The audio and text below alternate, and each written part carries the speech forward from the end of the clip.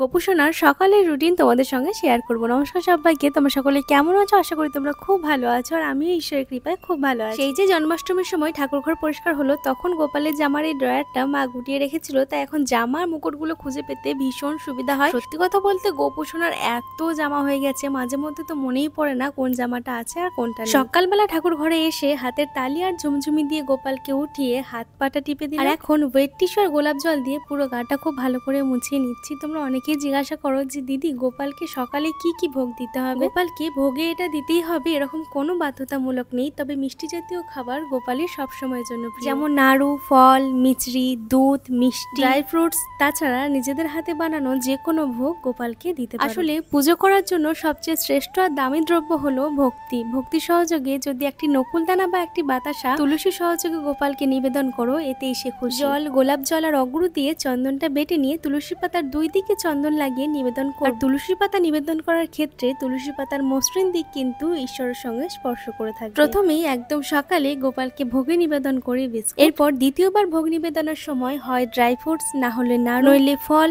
যেটা থাকে সেটাই গোপালকে নিবেদন করি। আচ্ছা, তোমাদের কার কার বাড়িতে গোপু আছে আর তোমরা গোপালের ভোগে কি কি নিবেদন করো অবশ্যই কিন্তু কমেন্টে জানিও।